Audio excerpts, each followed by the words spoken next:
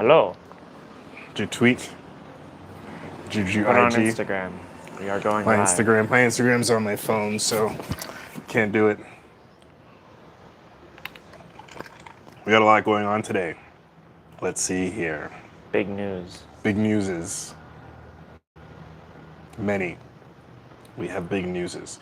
So the first thing, oopsies. First big news we want to talk about first. I guess the biggest news would be the USADA thing. Oh yeah. What happened? It's complicated, but USADA is the drug testing organization that the UFC has contracted to do their PED testing, and there's always been kind of a contentious relationship between USADA and the athletes, for sure. You hear stories about guys getting woken up at like 5 in the morning, Yeah, I hate that. approaching fights.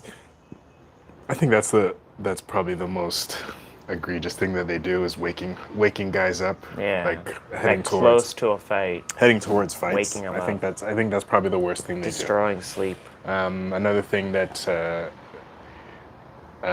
I've seen talked about is that they are sometimes measuring amounts that are so small that they are not performance enhancing and suspending people for very small amounts of substances in their body that could be due to tainted supplements. Yeah. And the whole tainted supplement thing is sometimes a lie. A convenient excuse because it's kind of real. True. But the news is that USADA and UFC are not going to be working together anymore as of the beginning of next year. Yeah. This news just came out. It's surrounding Conor McGregor is trying to come back to competition. Before he catastrophically broke his leg, he had the most clean USADA tests of anybody, supposedly. He was supposedly one of the most tested athletes. And then he broke his leg, and he dropped out of the pool and got way bigger. And this is something that's happened before. When Anderson Silva broke his leg, he came back to fight and tested positive for steroids. Hilariously, he blamed Viagra. Just like such a great troll move. Like, hey man, you're caught for steroids. No, Viagra. But it's a similar kind of thing. You break your leg, maybe you can never run again, definitely not fight again, take a bunch of steroids, heal up, get way bigger, come back to fight. What was the UFC lawyer? Is it Hunter? Hunter Campbell. Yeah, so we just watched a press conference that he was doing. Yeah. I only watched a snippet of it because watching the whole thing would take too long and it would make me very informed, but I didn't. Yeah. So, We're here for hot takes, yeah, not for the hot take, we watched a part of it, and he said that USADA was just, from the sound of what I saw, USADA was not willing to make an exception on letting Conor not do the full 6 months. So they would generally they want athletes to be tested for a period of 6 months. or at least like able to be tested. Yeah, available. And entering the pool. Available for 6 months. In the pool for 6 months.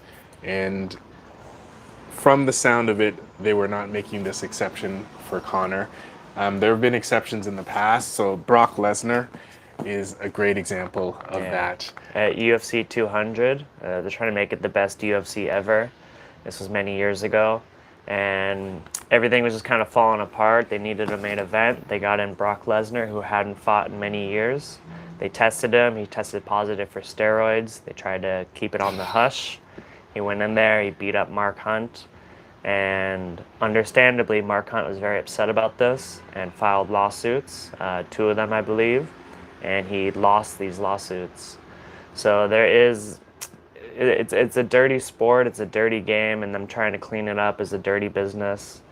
And Conor's trying to come back juicy.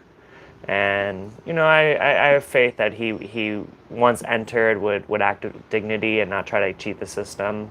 But he's clearly been juicing. And I don't know enough about it. Like if you get off steroids, you still have some benefit. Is that like the idea? Like you're still The stronger. benefits are forever. Like Yeah. there are benefits and there are drawbacks. So if you're on hormones for a long time, your body will not produce the same amount of hormone as it once was doing. Forever. For some people, it's possible. For some people, it takes there's a period of kind of rehab of getting back the hormone production, but there, like say for example, if I took steroids at 19 for a few cycles, then that effect, or there would be some benefit in me forever. Really? Because it's a hormone. Hormones will, it's adding to my muscle, it's adding to my bone. So there is also the argument that some make that once you've been caught, you should be banned for life because that benefit is always there. I think that's a little bit harsh. That's harsh. I think that's a little bit harsh. So yeah, so USADA and UFC are parting ways.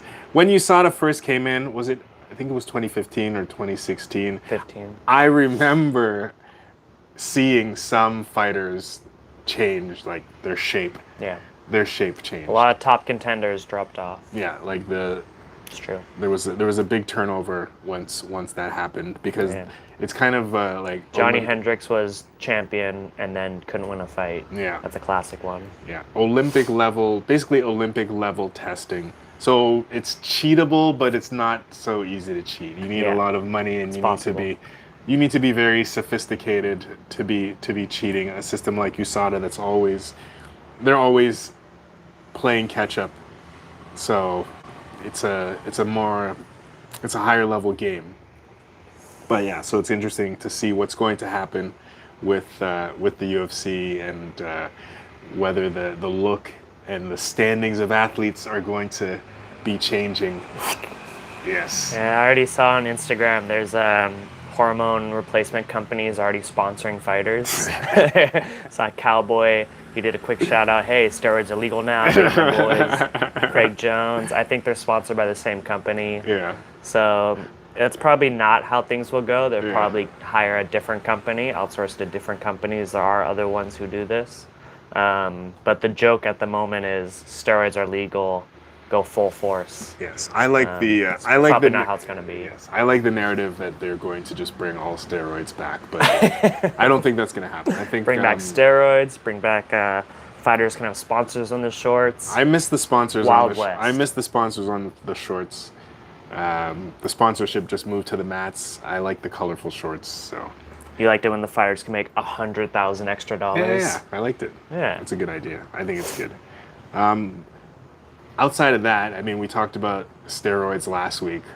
This has become the steroid show, which we think is why this happened. Is because I think USADA saw our show. Got them thinking. Yeah, USADA saw our show, and they're like, "Hey, we need to clean this up." And UFC probably saw our show and said, "Hey, what are these guys doing? Yeah, let's get in on this." So we outed McGregor. Yeah.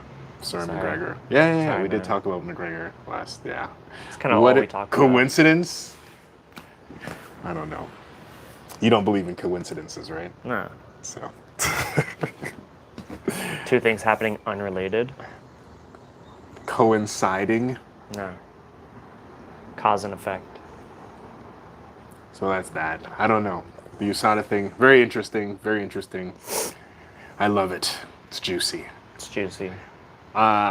Next, Volkanovski is going to be facing Islam Mackachev.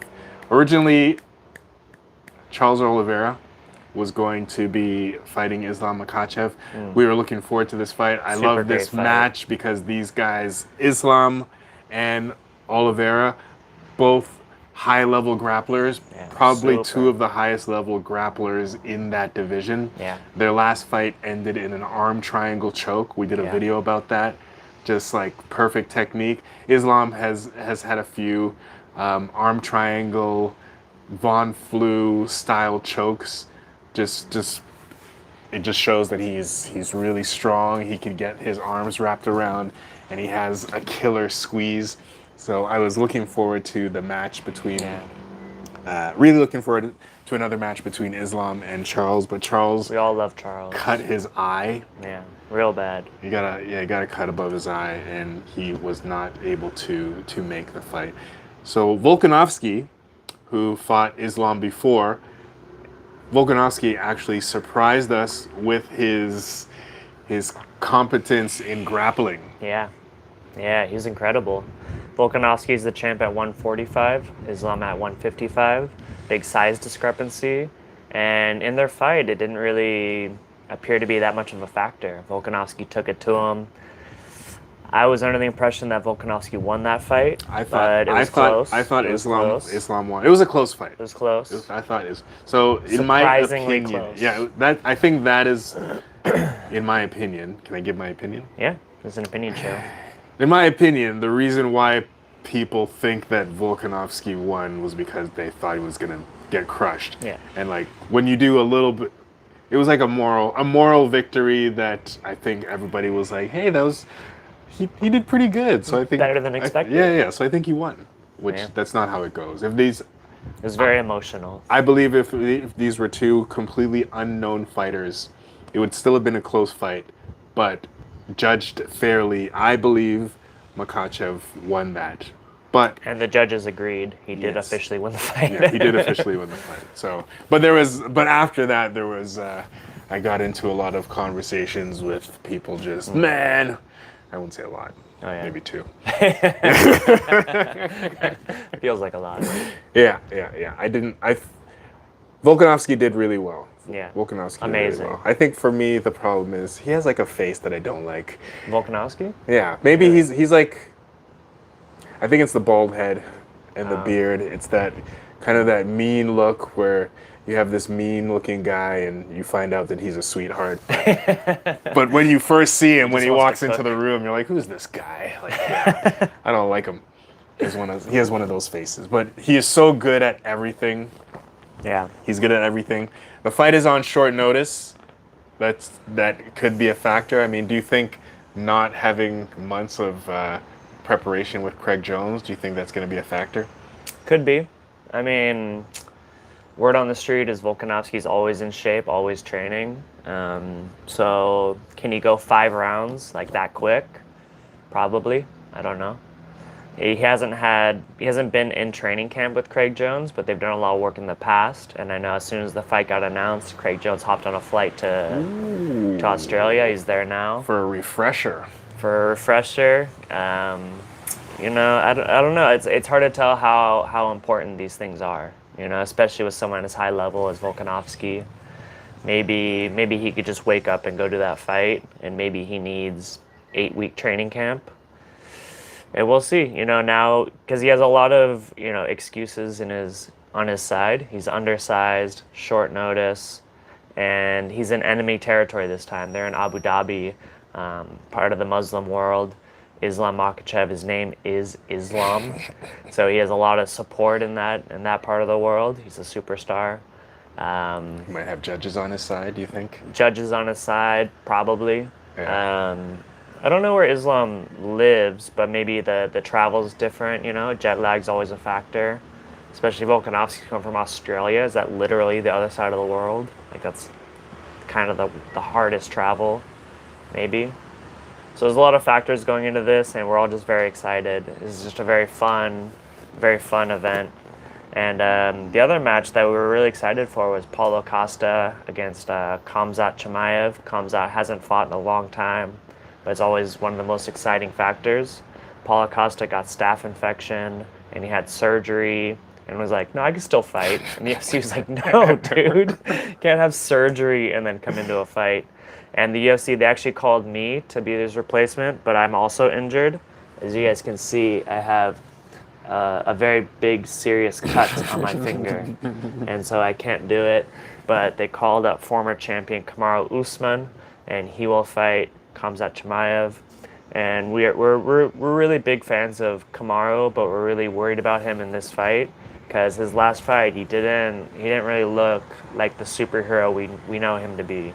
He's on the older side. He's been got a lot of super injured He's got a lot for of like injuries. He's for like 20 years. Like he's been pretty hurt public about having a bad knee. forever. Yeah. He said he hasn't run in a long time. He walks downstairs backwards. If he's on a sidewalk and there's grass, he'll walk on the grass because it's slightly less pain. But just through sheer toughness, Yeah. he gets through. When he was on the Joe Rogan show, he said something that was like he's if they're in the training room and the coach says do 10 pull-ups, he'll do 12 just to show everybody. And when he comes from the grocery store, he'll carry all the bags in at once while saying to himself, get tough, get strong, get tough. Like I love that about him. Both also great grapplers. Yeah. Usman, amazing grappler. Khamzat, known for the grappling. So we'll see how it goes. Thing is, when you get two great grapplers together, often they just punch each other in the face. Seems to be the thing. Should be okay. Which is also another thing about the Islam versus Volkanovski fight. Volkanovski was not expected to be a good grappler, but he did turn out to be one. It's fantastic. It's not his background, but he's improved at it. But also, Volk was expected to be completely outstriking Islam on the feet, but that didn't happen either. No. So even on the feet, they were kind of even. So the grappling specialty doesn't always work out. Yeah. So we're just very excited for this matchup. It's going to be at 2 a.m. in Taipei time. I think I won't stay up for it. You gonna stay up? No, but I think Catch what the I'll do replay? is, I catch the replay early in the morning. I get to fast forward through all the in-between stuff, get on with my day.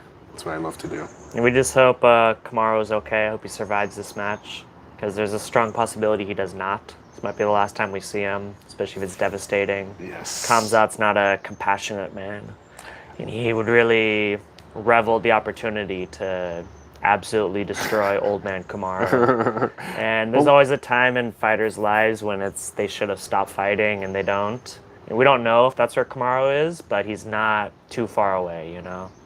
He was the dominant champion for I don't know how many years. Last time he did not look like a champion at all. He was hobbling around, kind of limping in the ring, in the octagon. And I hope he's okay. Yeah, I want to see. I'm rooting for Usman. I'm rooting for Usman. I want to see him win that fight. He's a really good case for a man who could use some steroids. If he's never done them before, now's the time. And that'd be a real career resurgence, which might be the move, right? Have a secondary league of old fighters who now want to take steroids and really can have that resurgence. I think that'd be kind of cool. A Legends division. Do you have any picks? Let's see. Actually, we have. Barbosa is fighting this weekend. We didn't even talk about that. Edson Barboza. Edson Barbosa. Legend. Love that guy. But let's look at looking at UFC 294. Islam versus Volk. Do you have any? I'm gonna go with Islam. Yeah, the head says Islam, the heart says Volk. It's so much more cinematic to have the underdog winning, and Volk has to be a huge underdog. I mean, he lost the first one, although it was close. He's undersized, he's underprepared, he's in enemy territory. I love romance, but Islam probably wins. And then Kamaru versus Khamzat. I want Kamaru. Similar dynamic. I want Kamaru to win. Khamzat, we haven't seen Khamzat in a while though. We haven't seen him in a while, but he's still undefeated. Yeah. I say he probably continues his undefeated streak. Probably. So if I have to pick, I'm picking Khamzat in that. I just hope Kamaru looks good. And then Hope he can move well. Magomed Ankalaev versus Johnny Walker. These are all similar, man. Yeah, probably Magomed, but I love Johnny Walker. Johnny Walker is such an exciting fighter. Yeah. I could also see Johnny Walker knocking him out. Yeah. This whole event is bet on the Muslim dude cheered, but we all kind of hope the other guy wins. Yeah. Yeah, it's gonna be good. But that's not this weekend, but it's next week. Next weekend. This weekend though, Taipei Rubber Guard workshop. If you're in town, Saturday night, teaching rubber guard. Get at me. Last week, man, someone saw a video and messaged me. Oh, yeah? Said he's coming. All right, go to his rubber guard. Appreciate it. He's probably the best rubber guard in the country. Definitely. Number 2, Tahric. Probably the best rubber guard in the country. Do we have anything else? The USADA stuff. I think that's about it. That's all I really had on my mind. Anything else? Phil says go Volk. I think sorry Phil. I don't think Volk can do it. But maybe he will. Volk is I think Volk can show up. Volk always can put on a good surprised me. performance. Yeah, I don't think it's going to be incredible. I don't think it's going to be a blowout. I think we're probably going to one head kick. What do you think? That'd be amazing. That'd be amazing. We always appreciate a good starching, especially against such a scary man like Islam. Yeah. It's like Islam. He's such like he's almost like the perfect fighter where like you really can't take him down. If you stand with him, he will hit you. There's not much you can do except pray that he has like a hurt knee or something. Steps on a nail. He's just one of those guys. Yeah. Knockouts such a hard style. Knockouts are so emotionally charged for me. Like when Stylebender got TKO'd by Pereira. That was like my heart was in there. And the comeback when he knocked out Pereira and did the thing with the arrows, and I was just like, oh man, yes. Yeah. Yes. Is that called catharsis? What does catharsis mean? Catharsis is like such an emotional release where you're like, much better. That's what it is. It's very cathartic. That was catharsis for Yeah. me. Yeah. And then the inverse was like his next fight with Sean Strickland, where you're like, what? Huh? Yeah, What? I didn't What? understand. Huh? I didn't understand what was He happening. lost to a guy with a jab? Huh? That's very emotionally confusing. One more thing. We didn't, as we are a grappling show, we talk about UFC a lot and steroids a lot because we love those things. Yeah. We had the idea of talking about guys, UFC guys or MMA guys doing just straight grappling matches. Love it. Because we had also mentioned we wanted Connor doing grappling, like Connor doing a Polaris would be amazing. If he needs an opponent, I'm ready. Yes. You need to get on the sauce though. I'm ready to get on the sauce. Send me a message. How do I get on sauce? Where do they sell it? How much? Sauce store. Sauce store. Ready. But some examples. So I also mentioned grappling generally very boring. Yeah, unfortunately. Like I love doing it, but I don't watch a lot of it. There are some guys that are super exciting, but there have been some good matches where guys from the UFC go over. Like so, there was the match between we covered this last year with Benson Henderson, smooth Benson Henderson, so versus Damian Maia. Awesome. It turned out to be kind of like a lot of wrestling, Yep. and then even though there was no submission, Damian Maia just put on a clinic of back control. Yeah. He just got on He's a real master. Benson's back, and he just stuck there. Benson could not get him off for the full I think it was 10 minutes of the match. Like, Yeah. if you want to see somebody stuck to somebody's back and the other guy not being able to do anything about it, and he actually gave up the back towards the end because he probably thought, oh, maybe the crowd is bored. Maybe I should do something else, but he could not get him off his back. And Damian Maia has some great submissions in the UFC as well. Once he could get on your back, once he could grab a hold of somebody, he's very good at getting to their back. Another notable performance.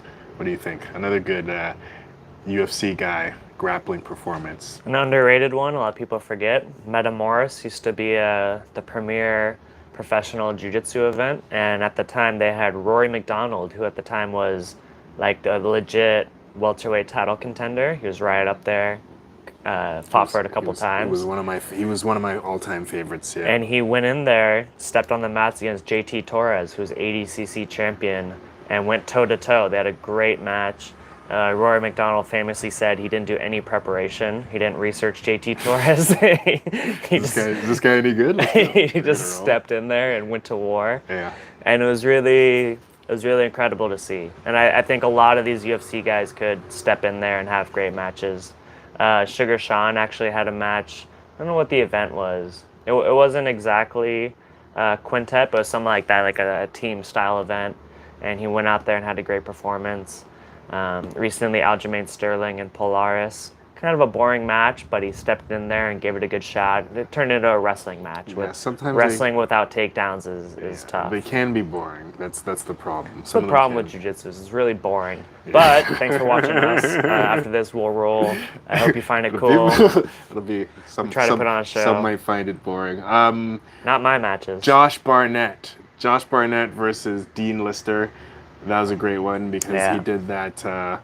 What is that move? Some call it the shark machine. Scarfold. The scarfold. Yeah, the he had the scarfold scarfold. Shark machines, he grabbed the leg. He didn't quite go that far. Yeah. He was just on Dean's neck. He had the scarfold choke. And that was kind of historic. Nobody had tapped Dean Lister in like many years until that moment. And, you know, there's always a thing of like a pure jiu-jitsu guy against a UFC fighter, which that match wasn't exactly. Dean Lister used to fight in the UFC. Josh Barnett's a super high-level grappler.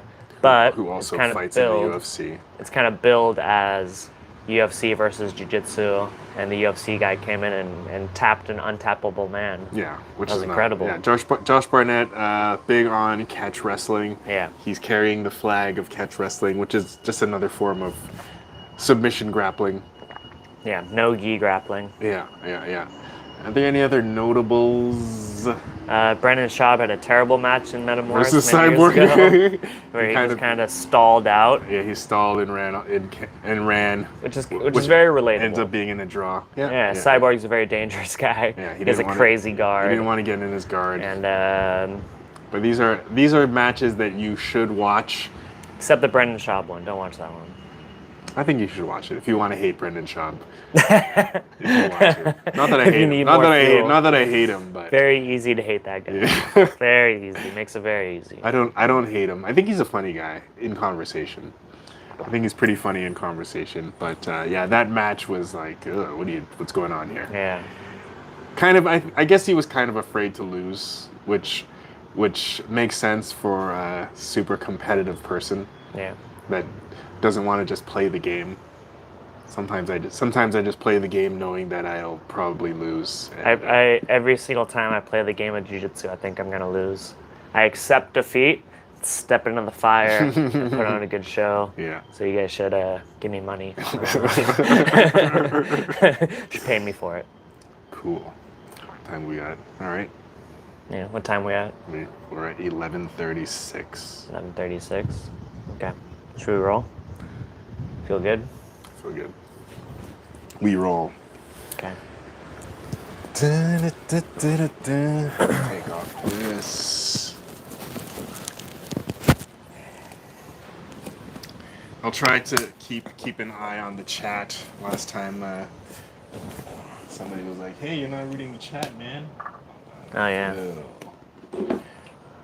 Sorry, Phil. I don't think. Maybe Volk can do it. I think Volk is super good, but Islam is the man, and he's bigger. Let's see here. Volk has chance. Oh, of course. He's got a very good chance.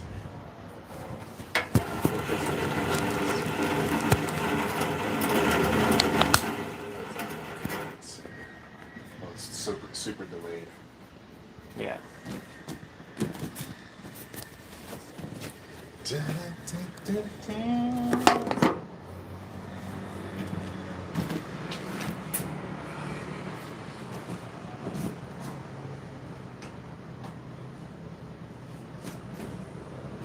some rubber guard drills. Yeah.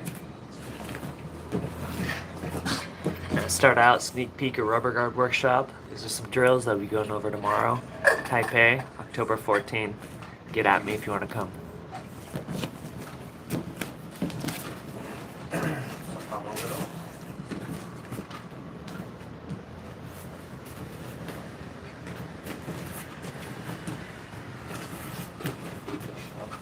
Okay.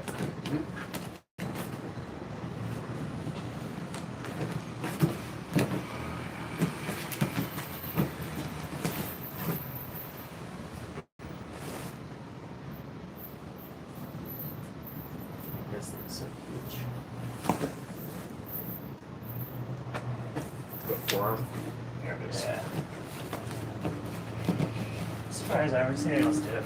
I'll do 2 and then you want to do 2. Seems okay.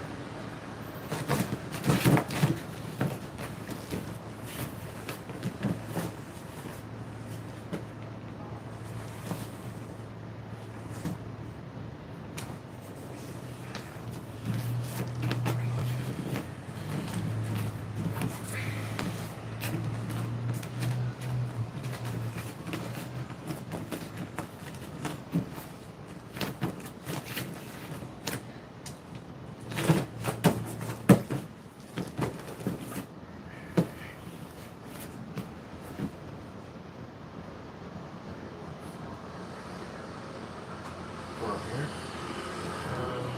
Yeah. So posture triangle. And then the forearm. And then triangle.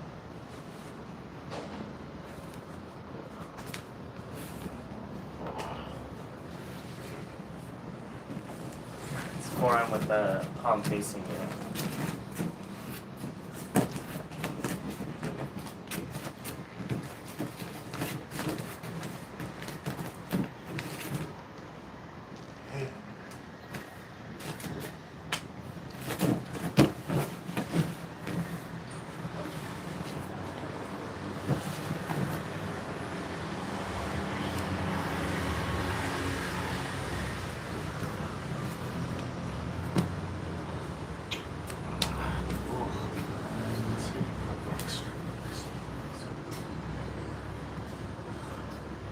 That's it. How's that again?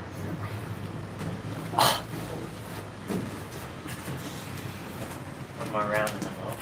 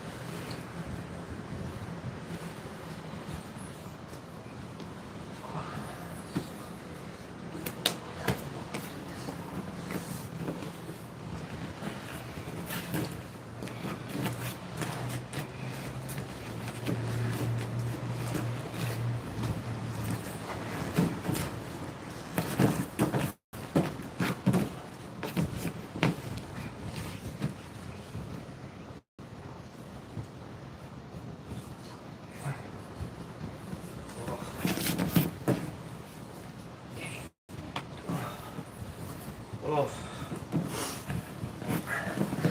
People say you have to be super flexible to do rubber guard. I represent the counter example. Show the crowd, man. Show the crowd. Not super flexible. Can you do this? This? No, I can do it. Ta-da! Not super flexible. Me not so flexible. I think my Being neck. flexible. My neck is flexible. I think that's about it. We do straight rounds. Sure.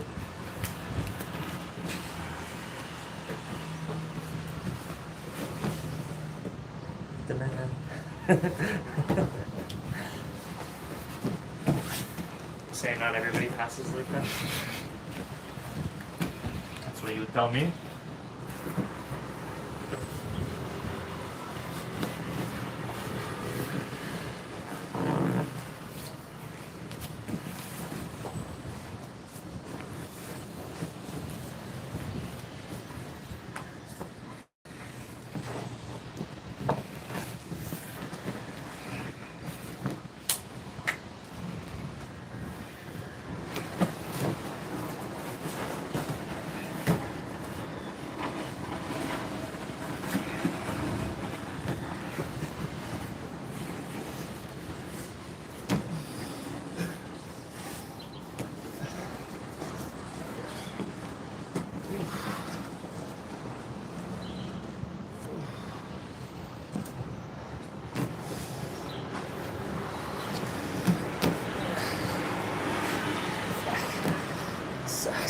jab.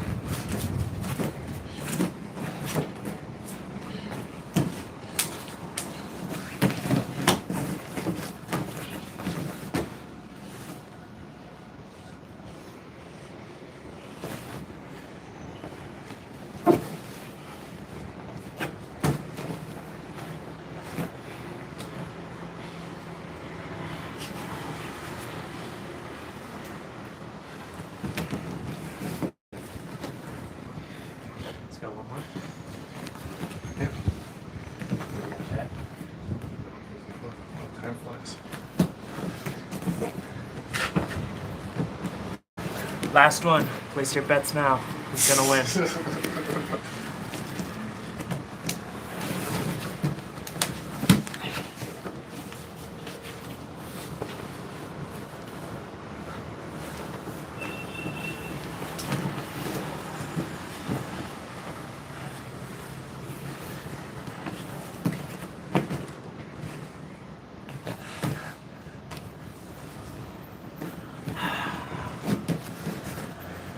man.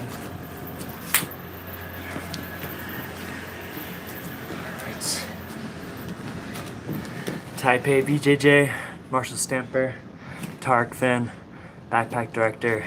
Thank you.